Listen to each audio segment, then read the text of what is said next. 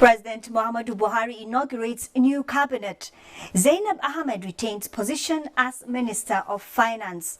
Adeni Adebayo is now Minister of Industry, Trade and Investment, while Clement Ike Agba is Minister of State Budget and National Planning, while Mariam Katagum is Minister of State Industry, Trade and Investment. Banks suffer 100 billion naira bad loans in power sector. And European Union supports innovation for smart climate agriculture.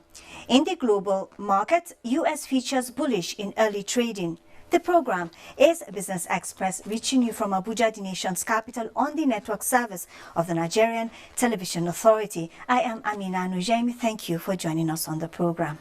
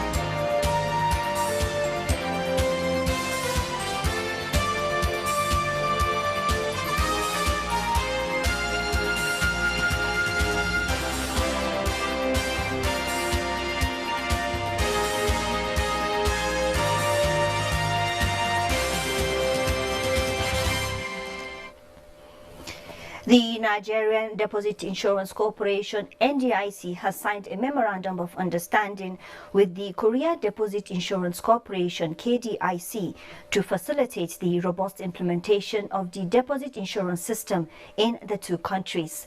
The MOU was effected at a ceremony in Seoul, South Korea, where both parties noted the increasing globalization and complexity of large financial institutions and the unique challenges that indicate regulatory authorities. They committed themselves to the promotion of communication, enhancement of existing levels of cooperation, provision of support, mutual understanding and collaboration on areas related to the development of deposit insurance systems in both countries. The governor of the Central Bank of Nigeria has been in the news, where he cleared the air on forex restriction for food imports. The move, the Apex Bank says, is to restrict forex for the importation of items that the country has a capacity to produce, stressing that the country's foreign reserves should not be wasted on importing such items. Well, economic watchers have been reacting to this development.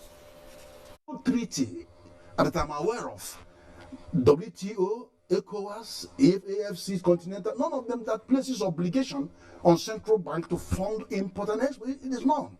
So, and they have not said ban. They just said, I'm sorry, I haven't got it. So they have to find other ways of funding their import. It's just support that the president is giving. But the president went beyond that to say, I want to do something on the supply, on the demand side, and said, agencies of government, please, you have to patronize Made in Nigeria.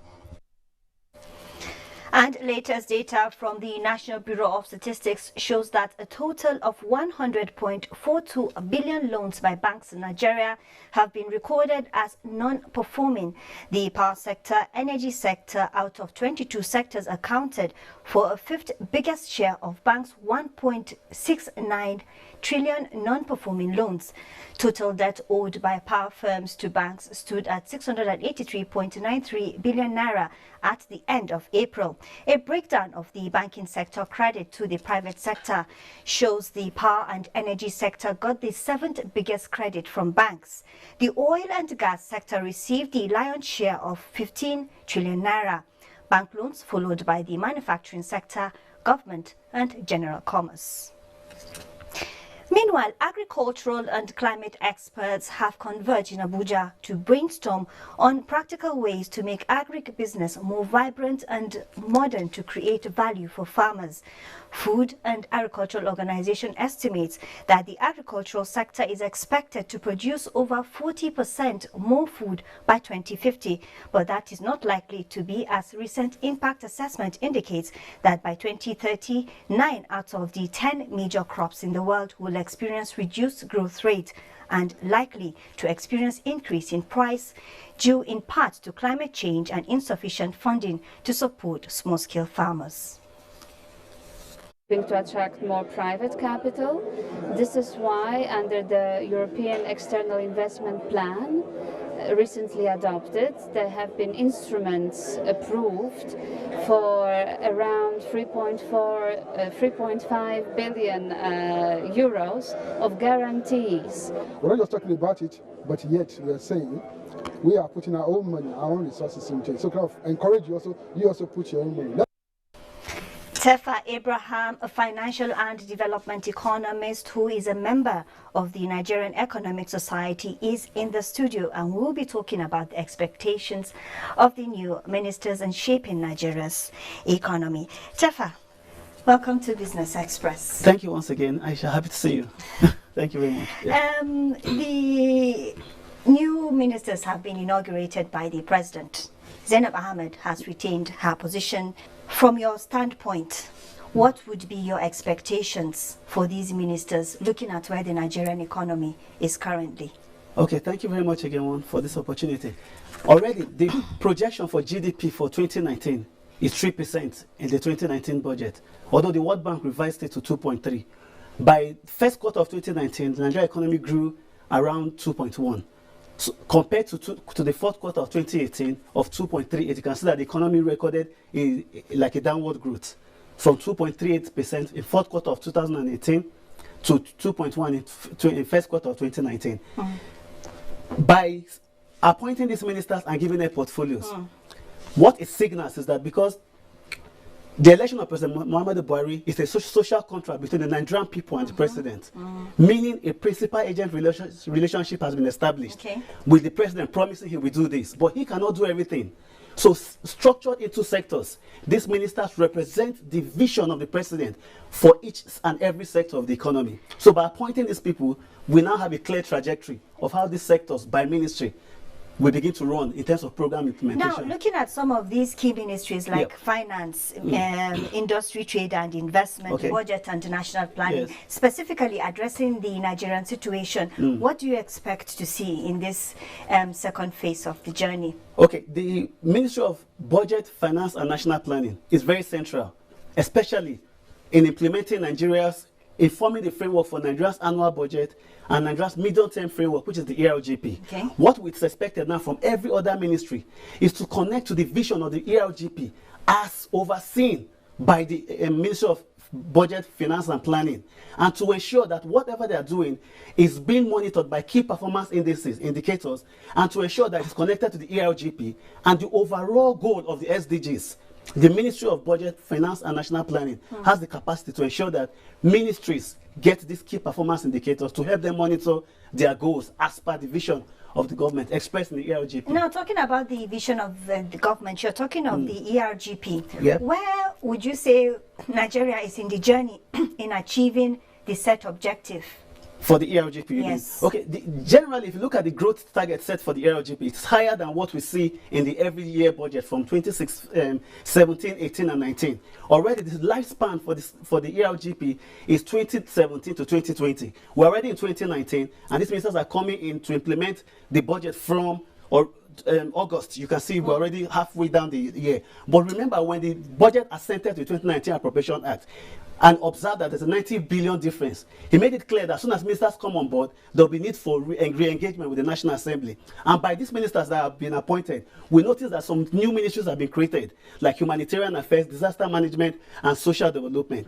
We need to now rethink where the finances for these ministries will come from. Works, power, and housing, power has been detached. The budget definitely needs to go back to the National Assembly for some reworking and to see how these things can be re-engineered. Now, talking about some of the challenges Nigeria faces, infrastructure. Yeah. Now, to overhaul and revamp, to bridge that huge gap that exists in infrastructure, Okay. what would you suggest? Financing infrastructure has always remained a critical issue. And one thing is clear by what the president said, I think, last week, and by what several studies have also emphasized. We cannot rely on infrastructural financing by relying on donors' contribution. It has to be something we tackle deliberately using our own national funds or by external borrowing. So what is needed for the infrastructure sector right now? First of all, the unbundling of power works and housing, of removing power from works and housing, I think it's a good move. It shows already that it signals that the president is sensitive to what the people are saying. We all know that given Fashola those 3 big ministries, as efficient as he may be overwhelmed at some point. Well, taking away power now, we give infrastructure a good move. Then secondly, which is more important, we need to harmonize the different framework for human infrastructure. The ICRC in the vice president's office, and other development plan for communication. No, infrastructure is a big name. Communication, water, everything. Housing. All those small plans that they have for infrastructure needs to be harmonized so that we can have one big master plan for Nigeria's infrastructure development. And in the long run, throw it into the national development plan. We are in the second half of the year, so it's Yes. not like it's January. So for a certain landmark achievement to be achieved in this second half of the year, what would you add to what you have already said? That's in relation to infrastructure, you mean? Yes. Okay, for that to happen, first of all, the appointment of these ministers and giving them portfolio is important. In 2015, it took the president, I think, 5 months and like 22 days, about 6 months, to appoint ministers and give them portfolio. This time around, we see something like 2 months and 12 days. So the effect of this delay or appointment of ministers usually tells more on the capital budget implementation aspect of the ministries. The recurrent and maintenance overhead keep running. But in terms of the capital aspect, there are a lot of contractors already lining up now waiting for payment. So what's important is for these ministers to get to work, see what has been established, try to clear some files, because that is how ministries work, by the bureaucracy. They have to clear those files, see contractors that can be paid, harmonize their plan, and then rethink ways that can be continued. So to achieve quick scores for these ministries, they need to clear all contractor debt, understand where they stop, and see how progress can be achieved in other areas that are yet to be touched. I'm thinking of jobs. Okay. And unemployment has been a major challenge for Nigeria. Now, which ministries do you see driving job creation? Job creation is a funny one because every ministry, the 43 ministers that have been appointed, every sector has a contribution to job creation. If you put job creation as a dependent variable on the left side hand of the equation, you have every other sector on the right hand side, meaning they all have an effect on job creation. Are there no specific ones There are that will specific drive ministries it more? like labor, the one headed by Chris Ngige. Ministries like that are supposed to serve like the coordinating and umbrella ministry for job creation, but they on their own do not have monopoly of job creation. What that ministry can only do is to provide a framework, a blueprint, if I may, that will coordinate the pattern of job creation as already determined by the ERGP. So that ministry, headed by Chris Ngige, we carry the ERGP and make it its own focal point of job creation to ensure, like the president emphasized, that all ministries maintain good communication. This is what we expect ministries to be doing if job creation of this amount or that percentage is to be achieved. So they are basically serving like the coordinating ministry for job creation. I'm still thinking job creation. And in Nigeria's efforts to diversify our economy away from oil, where do you see agriculture in all of this? Agriculture definitely play a key role, but unlike the old argument about we need to mechanize and do all that, now we must be looking at value chain development from farm to market. We must be able to ensure good investment, to ensure to make sure that at every point of the value chain, value is indeed added, so that the income and profitability from agriculture sector will be really remarkable, so that the farmers who rely on it will be able to gain their livelihood from it, and every other person along the value chain can also get some value. And already the the move by the president already, by the federal government, to halt some importation of certain things that we can ordinarily produce is also a good one. So with that, I say agriculture addressing the issue of subsidies as well, and all some other innovation as agriculture coming up. Now, as we wrap up this discussion, the stock market has been bearish a large part of the first half of 2019. Yep. And some are arguing that it was the ministries, because there were no ministers in place, so investors were a bit critical and, you know, trying to watch out for their own interests. Now that the ministers are in place, do you see that trend changing?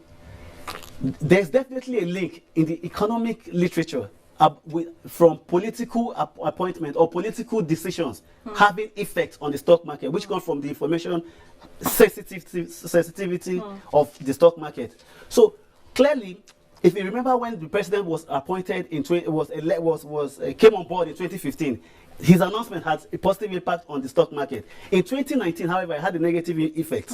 But now that ministers have been given their specific ministries, these different sectors of the economy, agri, industry, name them, they all have sectors in the stock market. So the private sector players will begin to look forward to the federal government to see what their policy moves will be, and begin to decide whether to pull out their income or plow back their investment. These are the dynamics that affect stock market performance. Let's hope that with the shortness of this period in which ministers were announced and portfolios given, the stock market will get positive signal from it. But in terms of establishing empirical relationship is a bit technical. Looking at ministries and stock market, it's easier for president and stock markets. Well, we'll keep a close eye on this. We've been talking to Tefa Abraham. He is a financial and development economist and also a member of the Nigerian Economic Society. Thank you for joining us on the program today. Thank you very much. I look forward. It was a pleasure talking to you. Thank you very much. Right. Nigeria has exported hides and skin worth more than 30 billion naira in the last 3 years. Records of the National Bureau of Statistics indicate that export, which include processed and raw skin, has a total value of more than 12 million kilograms. In this report, Musa Baba Aliu examines hides and skin business in Nigeria. Kano used to be the home of hides and skin. In fact, the first Nigerian hides and skin export took place here in Kano. That was more than 40 years ago, when Kano was housing dozens of leather industries. For instance, at this center located in Kwanandala, Nasarawa local government area of Kano State, more than 1 million skin have been gathered.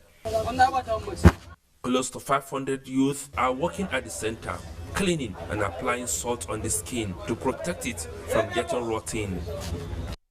Anywhere in the world, like Italian, Indian, Portugal, they need Nigerian products. They need goods, especially Nigerian products. But now, when you saw the good, especially for us, I'm dealer, and sometimes I can export, sell it outside. But I don't have a terrain. Means I don't have a factory. But I can list some other terrain which cannot talk now. Now you have a lot of the skins because everybody is doing his sacrifice of the Idul Kabir. Sacrifices. So that is why you find out that you have a lot of the skins. But after Salah too, you have people that are eating meat, so you are getting it regularly. No, we don't have a shortage of raw material. And this is among the very few tanneries that are working today at full capacity. Nigerian leather has always been in demand because Nigerian leather, you will find out that we have we have the best quality leather in the world. I think the only country that has similar quality of leather with us, similar, not suede. Suede we have the best. But when you come to sheepskins, maybe Australia a little bit, but not like us. Musa Baba Ali there. Now, the Nigerian Stock Exchange closed in a positive territory this Wednesday. The OSHA index 27,352.94 basis points, appreciating by 1.0%. Volume of trade 363.9 million, valued at 4.5 billion naira in 3,451 deals. Market capitalization stands at 13.3 trillion naira. Top trades: UBA, Access Bank and Guarantee. As for the gainers, we have Nestle, MTN and ETI. The losers chart was topped by Okomo Oil, FO and International Breweries. Now, in global stocks, European stocks gained as investors eye federal minutes. Bosede Abel has a summary of market performance in the global markets. Wall Street closed lower for the first time in 4 sessions on Tuesday. However, there was a flip in early trading Wednesday as Dow Future indicated a positive open of about 125 points. Also, the S&P and Nasdaq Composite were positive. Investors will be looking ahead to the latest minutes from the Federal Reserve due on Wednesday, 21st August for any clues on the course of monetary policy. Asian market largely declined after U.S. indices pulled back overnight on recession fears. Nikkei dropped 0.28%, Hang Seng Index rose 0.15%, and Shanghai Composite was fractionally higher at 2,880.33. European stocks traded higher as investors await minutes from a meeting of the U.S. Federal Reserve, while Africa's stocks were mostly positive. Thank you, Bosede. Time now to see how commodities are faring in the global markets.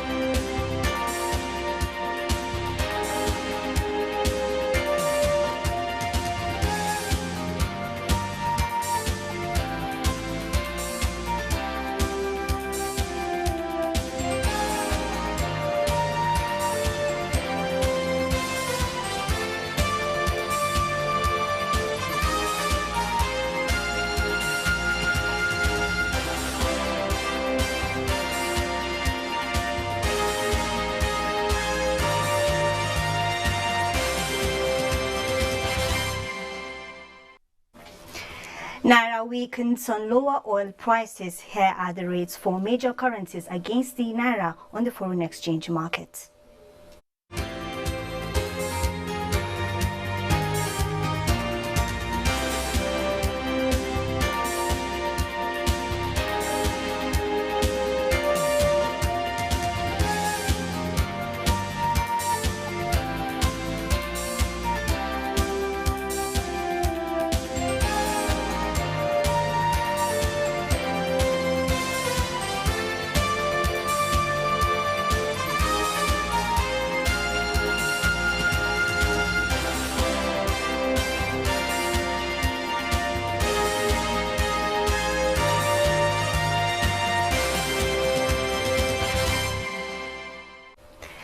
That brings us to the end of this edition of Business Express. Don't forget you can access all previous episodes on YouTube, and you can also communicate with us on Twitter, and the handle is NTA News Now. Don't forget the hashtag BizExp. Join us again on Friday for another edition of the program. I am Amina Nujeng.